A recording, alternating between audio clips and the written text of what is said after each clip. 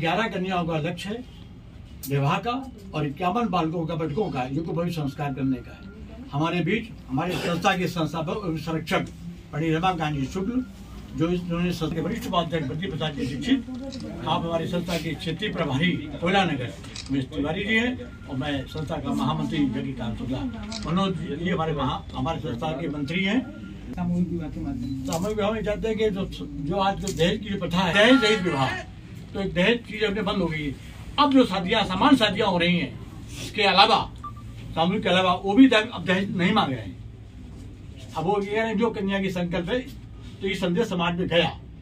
दूसरी बात, जो यज्ञोपवीत है उसमें यज्ञोपवीत को बढ़ावा दे रहे हैं, तो उसके दादी बाबा माता पिता का भी सम्मान मंच के ऊपर होगा, ताकि समाज में संदेश जाए और वो समय से यज्ञोपवीत संस्कार करें। जब से ये चीज आई है तब से काफी लोग ज्यादा आने लगे, बदलाव किया गया। भैया एक अच्छा पकड़